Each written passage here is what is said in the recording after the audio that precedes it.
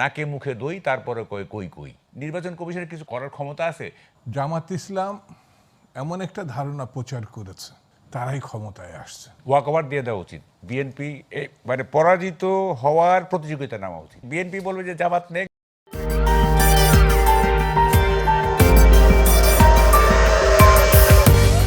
আমরা তো নির্বাচনী প্রচারণায় চাই যে জামাত কি বলবে। জামাত বলবে যে আমরা শরিয়া আইন করব না।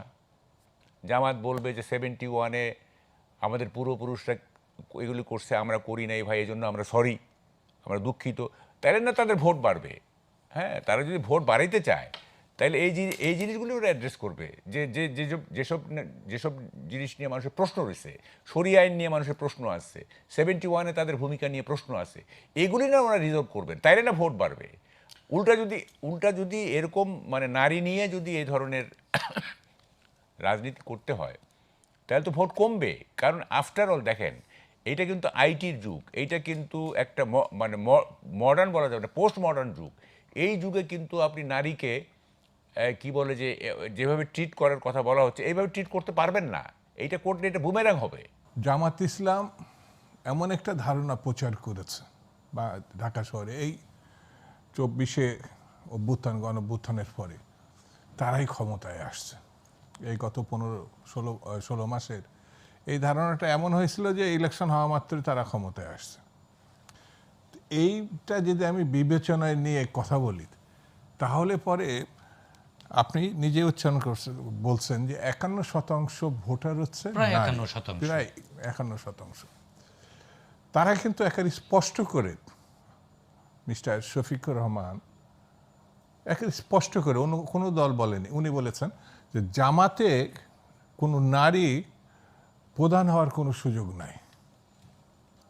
এটা কিন্তু জামাত বলেছে। তার মানে যে সমাজে 51 জনের প্রতিনিধিত্ব থাকবে না, যে সমাজে আছে কিন্তু ওই দলে 51 সদস্যের কোনো রকম প্রতিনিধিত্ব, প্রধান তো দূরে থাক, আমার জানা মতে ওদের কোনো নির্বাহী কমিটির সদস্য নারী নেই। তারা আবার কিন্তু রাষ্ট্র ক্ষমতা প্রত্যাশা করছে, সেটি আবার ভোটের মধ্য দিয়ে। যেমন আপনি অর্ধেক অংশ আগেই নিজের থেকে বাদ দিয়ে দিয়েছেন, আবার প্রত্যাশা করছেন যে তারা রাষ্ট্র ক্ষমতা আসবে। যেমন আপনার বোধহয় এটা স্মরণে থাকতে পারে যে সরোয়ার্দিতে তারা একটা বড় সমাবেশ করেছে, খেয়াল করছেন বোধহয়, কিন্তু সেখানে একজন নারী বক্তা ছিল না। দেখেন, আমার এলাকায় যাবেন, দেখবেন যে ব্লাউজ কেনার টাকা নাই, হ্যাঁ, শাড়ি পরে পাথর ভাঙতেছে। মানে হ্যাঁ, এই নারীকে আপনি যদি আটকায় দেন গ্রামে, মানে অন্তরীণ করে ফেলেন গৃহে, সে খাবেটা কি? ইটটা ভাঙবে কি? ইটটা ভাঙবে কে? তার স্বামী তো তাকে ছেড়ে চলে গেছে, সে কিভাবে খাবে তাইলে? এই যে মানে এগুলো অবাস্তব কতগুলি কথা না, তাও আবার কি এই যুগে বসে। যাই হোক, এটা নিয়ে আর কথা বলতে ইচ্ছা করে। আমাদের মহিলা পরিষদ, মহিলা সমিতি সহ অনেক জায়গা থেকে প্রতিবাদও এসছে। এটি অবশ্যই নারীরাই সিদ্ধান্ত নেবে, বারবার আমরা অধিকার শুনতেছি বা মান মর্যাদা কিভাবে আমরা তো আদায় শুনতেছি করবে। যে ইসলামে নারীর সম্মান সংরক্ষিত বাড়িয়েছে। তাইলে আপনি আবার উল্টো কথা কেন বলেন? হ্যাঁ, তার মানে কি you have got every solution in your pocket? যে কোনো প্রশ্ন করলে একটা সলিউশন বের করে দিবেন। কখনো বলবেন সম্মান দেওয়া হয়েছে, কখনো বলবেন যে ঘরে বন্দি করে রাখা হয়েছে। ইসলামে কোরআন সব সমস্যার সমাধান করে দিয়েছে। হ্যাঁ হ্যাঁ, মানে যে কোনো প্রশ্ন করবেন একটা উত্তর বের করে পকেট থেকে, এইটার এই উত্তর, হ্যাঁ, এবং পরস্পর বিরোধী প্রশ্নের উত্তর আছে তাদের কাছে। আপনি বলতেছেন যে নারীদের সম্মান রক্ষিত করা আছে ইসলামে, আবার বলতেছেন যে তাদেরকে ঘরে বন্দি করে রাখা হবে ইত্যাদি। এটা যা হয় না, একটা বলেন, তাহলে না আমরা বুঝবো। যাই হোক, আপনি এখন জালিয়াতের কথা বললেন না, দেখেন একটা ছোট উদাহরণ দিই আমার প্রফেশন থেকে, আপনার প্রফেশন থেকে। আপনি আমানুল্লাহ সাহেবের নাম শুনছেন, বিডি হাবিবুল্লাহর ছেলে, উনি বাসসের এমডিও ছিলেন। তো উনি বিডি হাবিবুল্লাহর ছেলে কিন্তু। তো উনি এক সময় ওনাকে বলা হয় যে আপনি বিএনপি থেকে নমিনেশন নেন, হ্যাঁ, একটু বিএনপি ভাবাপন্ন ছিলেন। তো উনি বললেন ঠিক আছে, বললো তাহলে আমি এমডি পদ থেকে রিজাইন করি। বলে না, আগে নমিনেশন পান তো, তারপরে না আপনি রেজিগনেশন প্রশ্ন আসবে। বলে না না না, এটা অনিয়ম, এটা হবে না, আমি নমিনেশন সিক করার আগে পদত্যাগ করব। উনি বাসস থেকে পদত্যাগ করলেন, এমডি পদ থেকে চলে আসলেন। উনি নমিনেশনও পাইলেন না, একসঙ্গে দুইটা হারিলেন। বাসসের এমডি পদ হারিলেন, নমিনেশনও পাইলেন না, গেল একটা। উনি একবার বরিশাল যাচ্ছেন, এটা দিয়ে শেষ করব।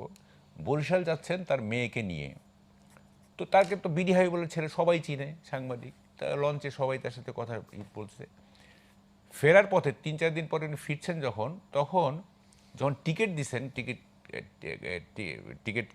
যে চেক করে, তো টিকিট যে চেক করে চেকার বলতেছে, স্যার আপনি তো গতবার আপনার মেয়ের হাফ টিকিট করলেন, এখন আবার আজকে ফুল টিকিট করতেছেন, 2টা ফুল টিকিট যে, আপনি তো হাফ টিকিটে গেছে আপনার মেয়ে। বলছে দেখো বাড়িতে ওর জন্মদিন পালন হয়েছে, হ্যাঁ পরশু দিন বা কালকে সে 12 বছর পূর্ণ হয়েছে, হ্যাঁ এখন তো আর হাফ টিকিট চলবে না।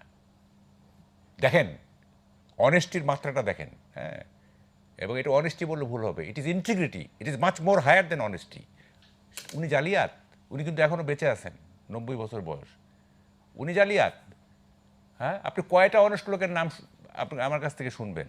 হ্যাঁ, আপনি বলতেছেন যে জালিয়াতের কারখানা। এটা একটা মানে এইটা আমাদের পাসপোর্ট যে আজকে অবমূল্যায়িত হচ্ছে, এটার জন্য তো তিনি দায়ী। মানে আমরা শক্তিশালী পাসপোর্টের তালিকায় নেই, কিন্তু আমরা দুর্বল পাসপোর্টের তালিকায় 7 নম্বরে, তাই না? এইটা কি এই গত 18 মাসে যা হয়েছে তাতেই তো আমাদের পাসপোর্টের অবমূল্যায়ন বেশি হয়েছে। আমরা তো এই যে আমি তো শুনতেছি যে দুবাই নাকি এখন আর দিচ্ছে না, কি বলে ভিসা দিচ্ছে না, থাইল্যান্ড দিচ্ছে না, অমুক দিচ্ছে না, অস্ট্রেলিয়া যারা পড়তে যায় তাদের ভিসা রেস্ট্রিক্টেড করে ফেলছে। আবার আমেরিকা তো এখন আমাদের দেশে চাঁদে যাওয়ার মতো অবস্থা। হ্যাঁ, এইটাই দেখেন বন্ড দিতে হচ্ছে মানে 18 লাখ টাকার মতো। হ্যাঁ, এগুলো কোন আমলে হয়েছে এগুলি? হ্যাঁ, আমরা কি মানে গত রেজিমের তো মানে অনাচারের কোনো শেষ নাই, এটা তো বলতেই হবে যে দুর্নীতি অমুক তমুক সব হয়েছে, কিন্তু এই সংকট কি ছিল? পাসপোর্টের অবমূল্যায়ন ছিল? এই পাসপোর্টের অবমূল্যায়ন তো এখন হইল, তাই না? তো ফলে আপনি আপনার কারণে বা আপনার শাসনের কারণে এটা হয়েছে, অথচ আপনি দৌড় দিচ্ছেন হোল নেশনকে, আপনি বলতেছেন এটা জালিয়াতের কারখানা। সবচেয়ে আশ্চর্য ব্যাপার কি জানেন?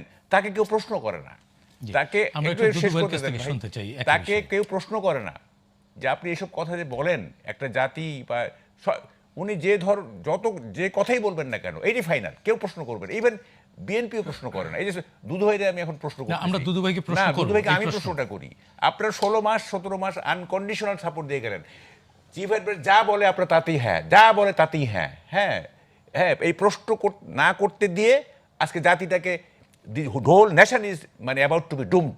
হ্যাঁ, প্রশ্ন করেন নাই, কিছু নেই, আজকে নেশন পুরো যে জায়গায় চলে গেছে আর কি। হ্যাঁ, আপনারা কেন প্রশ্ন করলেন না?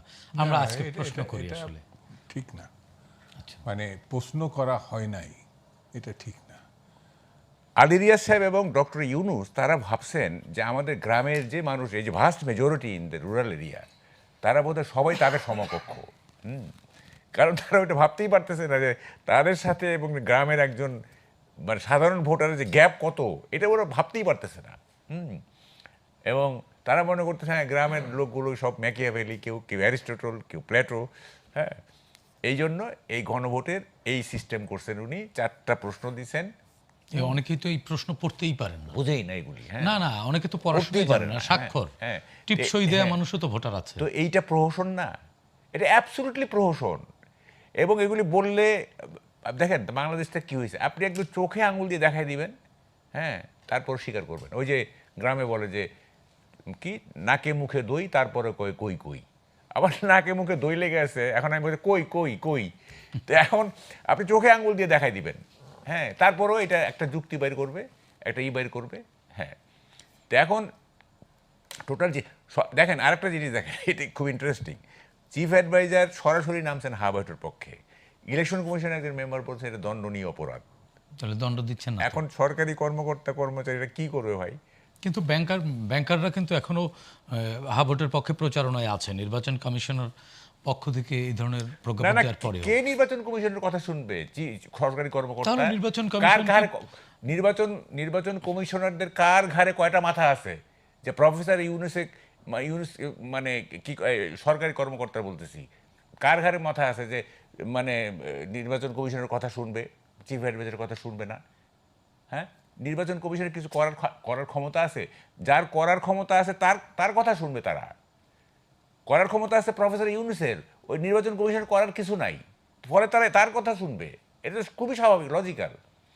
ফলে এই যে একটা মানে একটা কি বলে লেজে গোবরে একটা কি এটাকে কি বলে মানে ডাইলে চাইলে খিচুড়ি। হ্যাঁ মানে ইতোমধ্যেই কিন্তু প্রায় 21 লাখ সরকারি কর্মকর্তা কর্মচারীরা যারা আছেন তারা তো পোস্টাল ভোট দিচ্ছেন, তার মানে অলরেডি 21 লাখ গণভোট তো দেয়া হয়ে গেছে, হয়েছে তো। এবং সেই ফলাফলও তো প্রায় চূড়ান্ত এক প্রকার না আমি বলাই যেটা যায়। বলছি যে প্রচারণার ক্ষেত্রে যেটা আছে, না, প্রচারণায় যারা অংশ নিচ্ছেন 21 লাখ সরকারি কর্মকর্তা কর্মচারী তারা তো ইতিমধ্যে ভোট দিয়ে ভোট দিয়েছেন, দিয়েছে, হ্যাঁ।